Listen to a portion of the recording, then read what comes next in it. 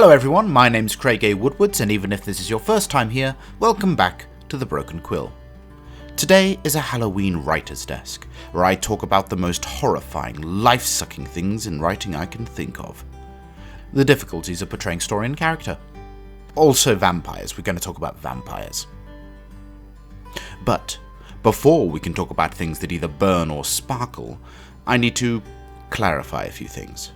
When I say story, I do not mean plot. Plot and story are not actually the same, though they do overlap.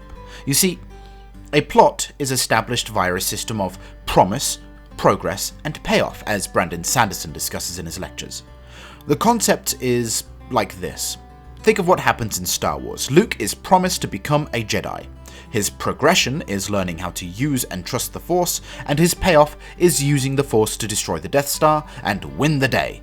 Promise, progress, payoff. But story is the actual narrative of the story, and may or may not involve the primary narrative or secondary narrative or even the background narrative. And this may be told, shown, be the progression of a character arc, or even told to us in flashbacks.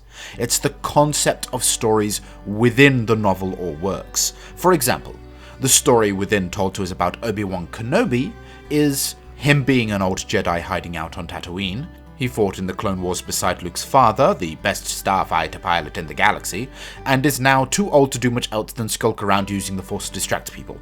It's expanded upon in the prequels, but that's what we're told and shown throughout A New Hope.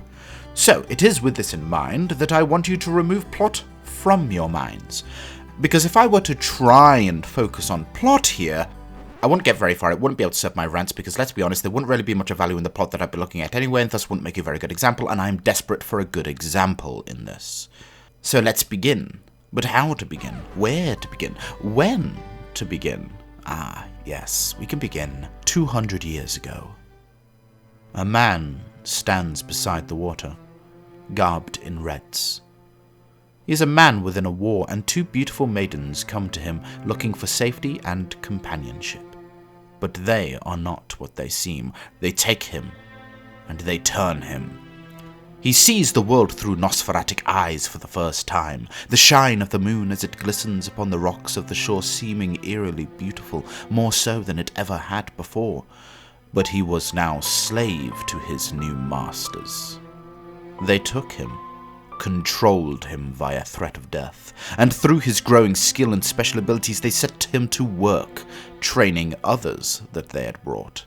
He used his abilities, he used his powers to corral the younger ones, forcing them to learn tactics that he'd learned in the war, and through countless battles his body was racked with scars and breakings of his flesh, where younglings had sought to supplant him, raging against their training, but his skill and his ability outmatched their young strength, and with each growing battle he grew more capable, until just a sight upon him could make any other child of the night tremble in fear, for one did not garner so many scars and wounds upon a marble body and live without being stronger than most. And so, the vampire maidens used their turned soldier, used his abilities, and with his help, grew an army to ravage the earth. But now the scene changes to someone else, a new man. Paris, old Paris, comes into view, the rooftops spinning as our man is whisked away by a child of the night, taken from his lover and then deposited within a castle. This vampire descends upon our new man. With a swift bite, he turns him too into a creature of the night. He too sees the world through Nosferatic eyes for the first time. He gazes from the window, seeing the glisten of the stars as they shine their light upon the world like so many flames, a light in the blackness of the night. His master laughs at his questions, his eagerness to learn of his new state, and offers no answers, and in a crazed moment the master throws himself into the fire, where he is consumed, leaving the newly turned man to his lonesome. What is he to do? He avoids his old lover. He avoids his old family. He showers them with treasures discovered within the castle he had been deposited in, and when his mother dies of consumption, he turns her to join him, so they could be forever creatures of the night together, as mother and son This is about story versus character. And it's how even though story and character are as important as each other, as far as enjoyment goes, they are not equal. The two small snippets I spoke about were a rendition written by me of two vampire siring stories with a few details more. The first was the story of Jasper from Stephenie Meyer's infamous Twilight saga. He is a background vampire who was a Confederate soldier turned by two women bent on war, forming a vampire army, and sought to use Jasper's soldier background to train that army for them.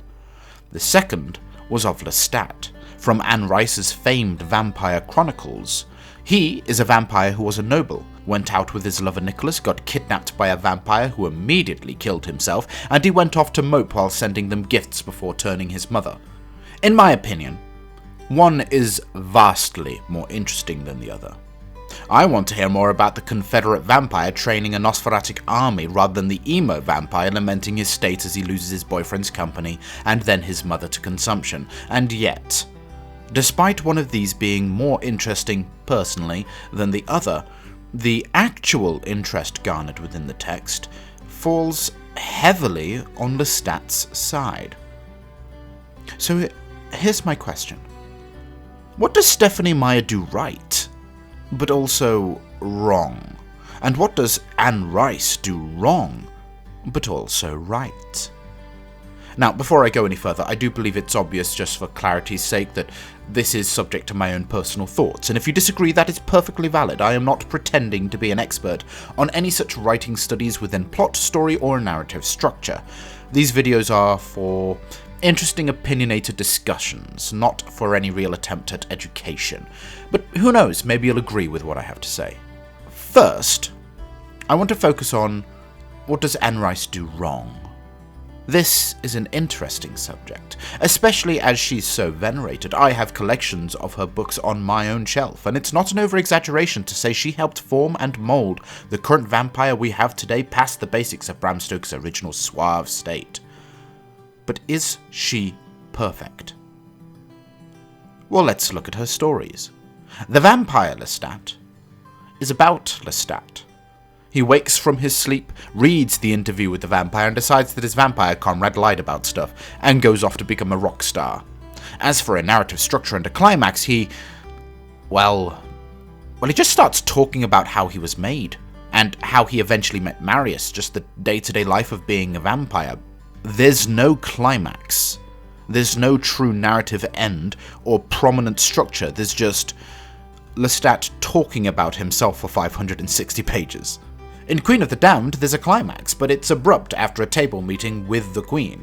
In Tale of the Body Thief, they find the body thief, but in Memnoch the Devil, it's just a journey with a conversation with Satan that ends with Lestat drinking from a woman in, well, quite a questionable manner. And the Twilight saga? Well, there's the highly rich vegetarian vampires who get on the bad side of the non-vegetarian vampires. One of them attacks, is killed, sparking the other to get revenge by harvesting an army of younglings, almost destroying a city in the long run. She then attacks. This prompts input from the Volturi, the highest council of the vampire elders and their rulers who control all the rules. There is a halfling child eventually that is thought to be a child of the night by mistake, and it all culminates into an almost warlike showdown where likely thousands would/might be slaughtered. So if the story itself in Anne Rice isn't particularly interesting, and Stephenie Meyer's is, why is Anne Rice's just so much better read than Stephenie Meyer's? Well, I don't know, it might have something to do with everything I have mentioned in Twilight is a side story. The actual story of Twilight involves all of that seen through Bella's eyes, a girl described as pale and clumsy as her most defining traits, and Edward, whose discount Lestat complete with mind reading.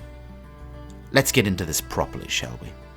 Both novels are written in the first person. They're supposed to reflect the main character's thoughts and feelings in the way they present themselves. Now, writing quality aside, I am going to look at the introduction excerpts of the characters describing themselves, and please, pay attention to a few things. I'm sure you'll notice them without me having to list what those things are. First, Bella, Twilight's main character, introducing and describing herself. I would be the new girl from the big city. a curiosity, a freak. Maybe, if I looked like a girl from Phoenix should, I could work this to my advantage, but physically, I'd never fit in anywhere. I should be tan, sporty, blonde, a volleyball player or a cheerleader perhaps, all the things that go with living in the Valley of the Sun. Instead, I was ivory-skinned, without even the excuse of blue eyes or red hair despite the sunshine. I'd always been slender, but soft somehow. Obviously not an athlete.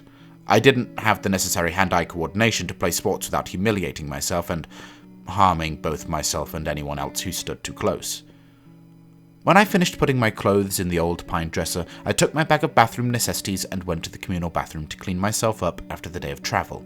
I looked at my face in the mirror as I brushed through my tangled, damp hair. Maybe it was the light, but I already looked sallower, unhealthy. My skin could be pretty, it was very clear, almost translucent looking, but it all depended on the colour. I had no colour here. Facing my pallid reflection in the mirror, I was forced to admit that I was lying to myself. It wasn't just physically that I'd never fit in. And if I couldn't find a niche in a school of 3,000 people, what were my chances here? Now Lestat's introduction, from the Vampire Lestat. Now she was slightly sunken, but she still looked beautiful to me. She still was beautiful. I liked looking at her. Her hair was full and blonde, and that I had inherited from her. In fact, I resembled her, at least superficially, but my features are larger, cruder, and my mouth is more mobile and can be very mean at times, and you can see my sense of humor in my expression, my capacity for mischievousness and near hysterical laughing, which I've always had no matter how unhappy I was. She did not laugh often. She could look profoundly cold. Yet she had always a little girl's sweetness. Lestat's is much shorter, of course, but let's analyze Bella's introduction first. Stephenie Meyer paints an interesting picture, but what we see is a picture, not a person. What personality is even given here? She's clumsy, thinks about her looks a lot, and was worried about not fitting in.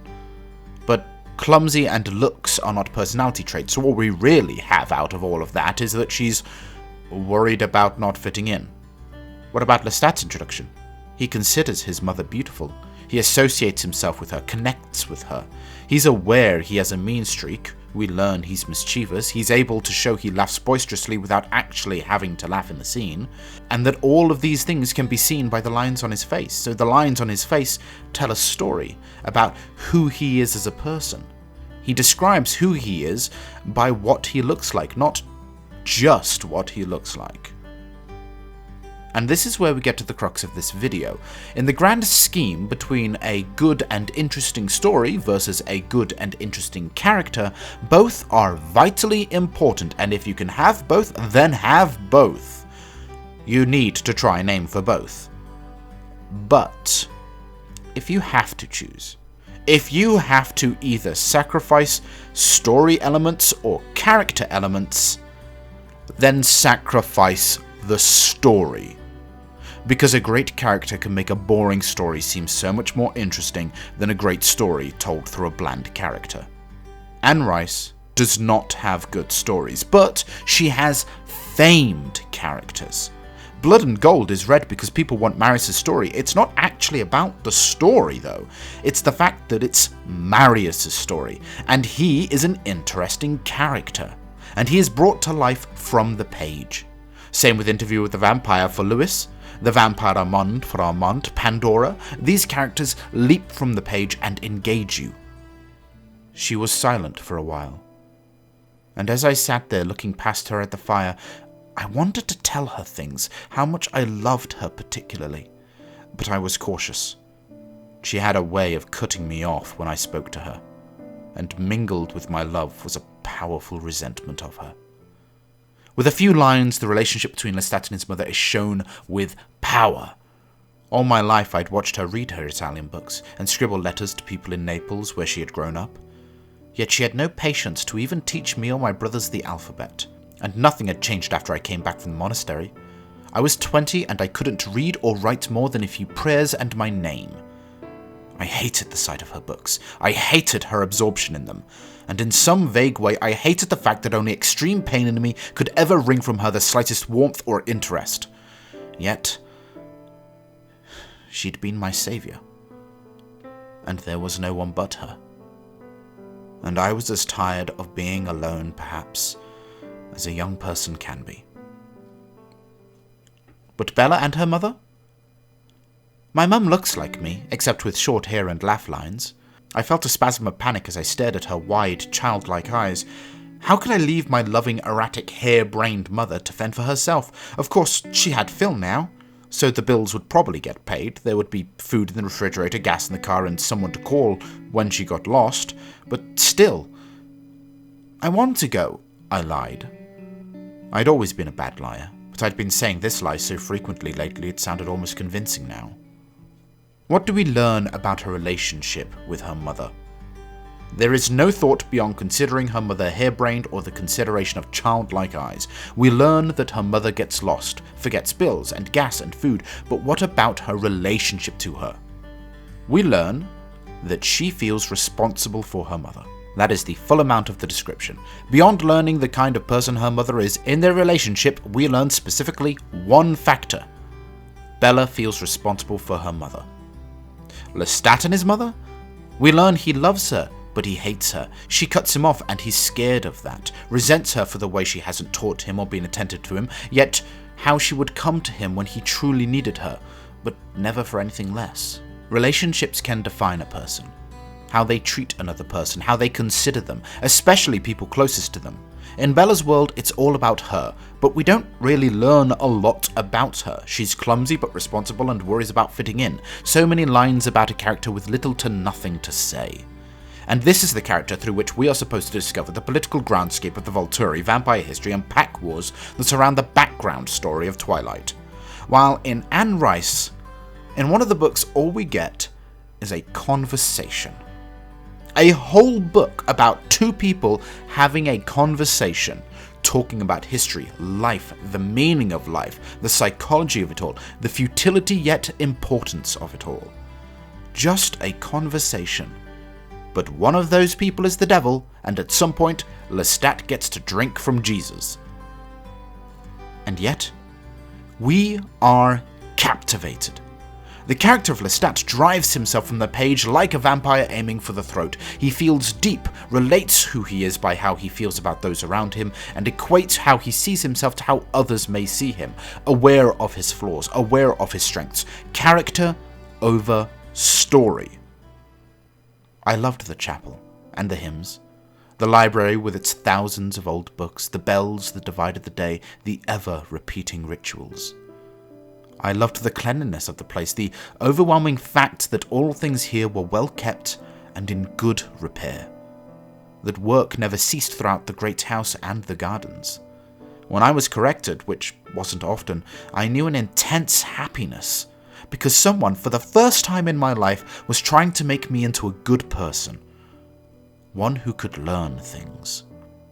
Character over story. Thank you. I hope that was interesting and you all enjoyed it, and if so, let us know in the comments down below. Like, subscribe, hit the bell, and I'll see you next time on The Broken Quill.